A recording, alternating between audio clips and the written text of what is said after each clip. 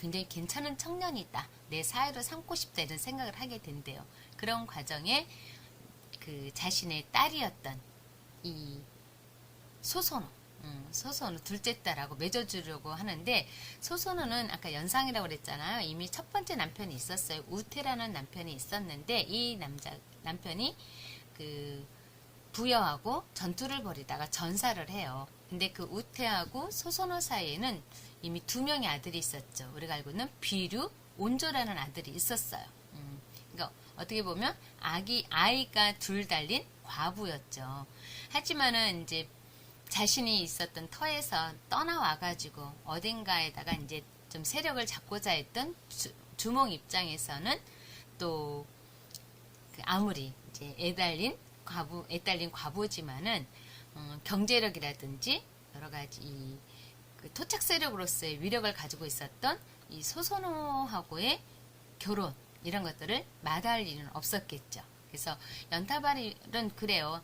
굉장히 그 딸 중에서도 똑똑하고 능력이 있었던 이 소선호하고 주몽 네가 결혼을 한다면은 나의 뒤를 이어서 이 왕위자를 너한테 주겠다 이렇게 얘기를 한대요. 그래서 주몽은 결국은 이 소선호하고, 그렇다고 뭐 주몽만 좋아서도 결혼할 수는 없잖아요. 소선호도 또 남자 보는 눈이 있는데, 근데 소선호도 주몽의 어떤 그 전투 능력이라든지 그 사람의 이제 인품 이런 것들을 보면서 괜찮은 사람이다 생각을 했었나 봐요. 그래서 결국 소선호하고 주몽이 결혼을 하게 되고, 이후에 졸봉부의 왕으로서 이 주몽이 왕위를 물려받은 다음에 주변 지역을 넓혀가는 과정에 고구려라는 나라를 이제 건국하게 되죠.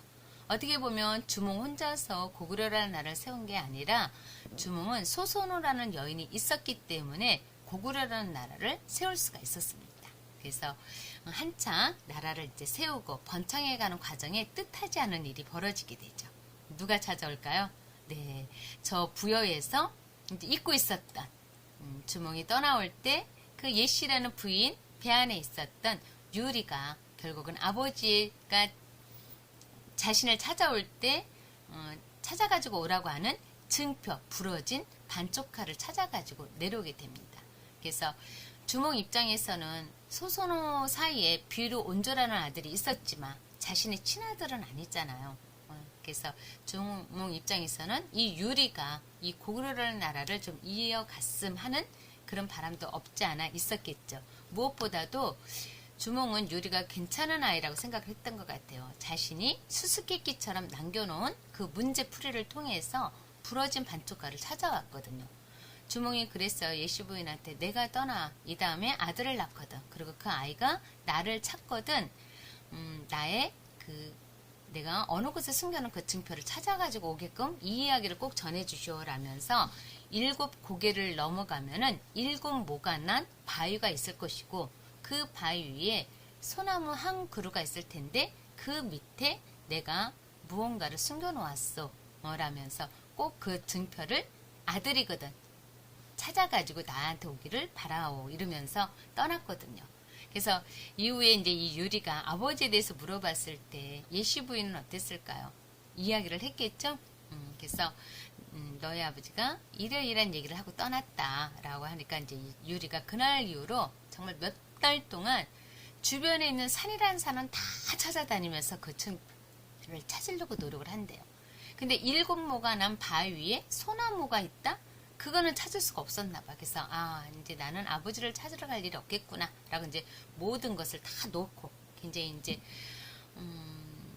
포기를 했을 때의 그 마음, 희망을 갖고 있다가 이제 아버지가 왕인데 아버지를 찾아가더라도 뭐가 있어야지 내가 아버지 아들이라는 증표를 내밀 수 있을 거 아니에요. 그래서 그걸 포기한 상황에서 집으로 돌아와서 이제 마을에는 이렇게 기둥이 이렇게 기대고 있었는데 저 끝에 있는 기둥 하나가 뭔가 좀 엇나 있는 모습이 보였대요. 그래서 저거 왜 그랬지? 그동안 이제 살아가면서 보지 못했던 그런 기둥의 모습을 보면서 이상하다 하면서 이제 그 기둥 밑을 보니까 뭐예요? 우리가 지붕의 기둥을 받치고 있는 주춧돌 있죠? 그 주춧돌이 7 모가 난 그 형태였대요. 그래서 혹시 하면서 이제 보니까 그게 이제 7번째 기둥이었다고 하네요. 이제 그 엇나 있었던 그 기둥이. 그래서 아버지가 혹시 저 밑에다 숨겨놓은 게 아닌가라고 봤더니 정말 그곳에 부러진 반쪽칼이 있었다고 합니다. 그러니까 주몽은 그런 것을 찾아온 거, 그 숨겨진 반쪽칼을 어쨌든 수수께끼를 풀어서 찾아왔다는 거에 유리라는 애가 굉장히 지혜롭다. 정말 남다른 영특함을 가지고 있다 생각을 했나 봐요. 그리고 부여에서 줄본을 오는 동안에 굉장히 먼 거리인데 자신의 몸을 지킬 수 있는 그런 무예 정도는 얘가 어느 정도는 얘가 갖추고 왔겠구나 이런 생각을 하다 보니까 문무를 어느 정도 갖춘 인물이라고 생각을 했겠죠. 그래서 왕위를 물려주고 싶은 마음이 있었지만 어떻게 해요? 누가 있어야 내가 이 왕자리까지 올라올 때까지 누가 있었습니까? 소선호. 예, 소선호의 두 아들이 있었잖아요. 온조하고 비류하고 온조라는 아들이 있었죠. 그래서 그 내색을 할 수 없는 과정에 이제 이 고구려 조정 안에서 이제 분쟁이 벌어진 거예요. 당연히 왕위는 첫 번째 아들인 비류가 왕이 되어야 된다. 아니다. 그래도 부여에서 내려온 그 유리가 주몽으로 따지면은 친아들이잖아. 피가 흐르는. 그러니 유리가 돼야 된다. 이런 의견 때문에 막 갈등이 일어나고 막 이제 좀 분쟁의 어떤 조짐이 있었대요. 그런 과정에 주몽이 그럼 너희 셋이서 한번 사냥대회를 무예대회를 해봐라. 무술대회를 해서 우승하는 자한테는 누구든지 왕위를 이게 나이에 상관없이 물려주겠다. 이렇게 했는데 거기에서 유리가 우승을 하게 되죠. 그래서 결국 유리가 고구려의 왕이 계승자로 이제 인정을 받게 되는 거야. 얼마나 소선의 입장에서는 배신감을 느꼈겠어요. 누구 때문에 네가 왕이 됐는데, 그리고 이 고구려라는 나라가 누구 때문에 세워졌는데, 아니 감히 내 아들들을 제치고 이러면서 굉장히 분노하고 갈등이 있었겠죠. 그래서 그러한 갈등을 이제 꾹꾹 누르고 있는 과정에 이 소선호의 그 어떤 그 정말 원망의 이런 눈빛을 우리가 볼 수 있는데, 주몽 입장에서는 겉으로는 소선호한테 굉장히 미안을 해도 또 안으로는 자신의 아들한테 왕위를 물려줄 수 있어서 한편으로는 또 기쁘지 않았을까 저희가 또 생각해 볼 수 있겠죠. 그런 과정에 이제 주몽이 죽게 되고, 그리고 이제 소선호는 더 이상 이곳에서 그래 넌 이제 왕위를 물려준다고 했을 때 뭐 치열하게 싸우진 않은 것 같아요. 그래 쿨하게 이제 원망을 하고 이 마음속에 마음을 가지고 있었지만 너 아들한테 물려줘라 이런 생각을 하면서 내가 내 아들들을 위해서 내가 또 하나 나라를 세워보지 뭐 라는 마음을 가졌던 것 같아요. 결국 주몽이 죽고 유리가 왕위를 이어받게 되자 소선호는 자신의 두 아들을 데리고 고구려를 떠나게 되죠.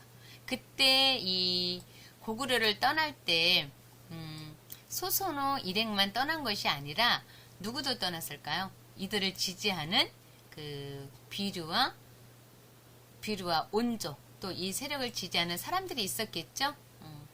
소선호가 떠날 때 많은 사람들이 같이 떠나요.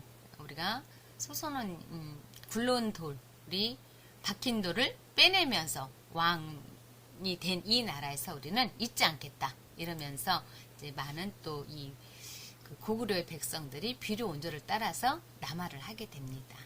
자, 이렇게 해서 오늘은 조금 긴 내용이었지만은 고구려의 시작에 대해서 알아보는 시간이 되었습니다. 네, 수고하셨습니다.